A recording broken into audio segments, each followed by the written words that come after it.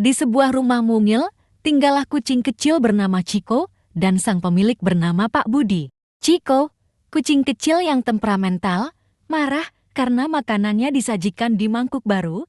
Dia dengan sengaja menjatuhkan mangkuk dan makanan ke lantai. Pak Budi yang melihat kejadian itu hanya bisa tertawa. Dia segera mengganti mangkuk dengan yang lama dan favorit Ciko. Membuatnya kembali makan dengan senang hati. Saat Pak Budi meninggalkan catatan penting di meja, Ciko memutuskan catatan tersebut adalah bagian dari galeri seni rumahnya.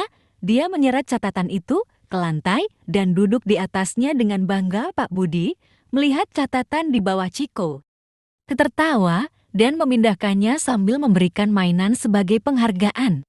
Ketika Pak Budi mengundang tamu, Ciko merasa tidak nyaman dan mulai menjatuhkan bantal dari sofa satu persatu.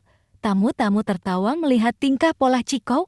Pak Budi mencoba meredakan situasi dengan berkata, Ciko memang suka jadi menjadi perhatian. Ciko menciptakan lukisan dengan menumpahkan kopi di meja.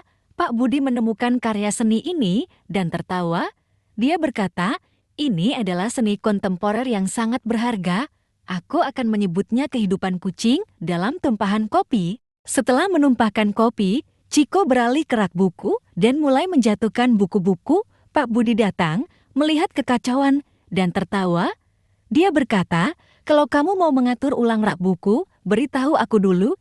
Ciko hanya duduk bangga di tengah kekacauan.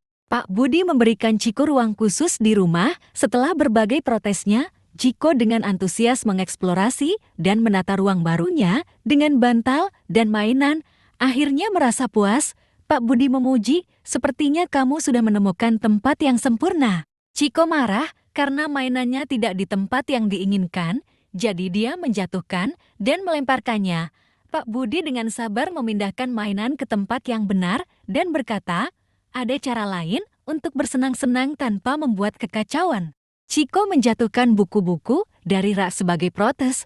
Pak Budi terkejut tapi tertawa, berkata, sepertinya kamu ingin rak buku lebih menarik. Bisakah kita coba cara lain? Ciko tidak suka Pak Budi minum kopi di meja favoritnya, jadi dia menjatuhkan cangkir kopi. Pak Budi tertawa dan memindahkan tempat kopi ke tempat lain sambil berkata, oke, tidak ada kopi di meja ini. Akhirnya, Ciko mendapatkan tempat tidur baru. Dia berbaring nyaman di atas bantal-bantal empuk. Sangat puas dengan hasil protesnya. Pak Budi memandang dengan penuh kasih dan berkata, tempat tidur baru ini adalah penghargaan untuk kreativitasmu. Ciko menikmati tidur barunya dengan penuh kepuasan.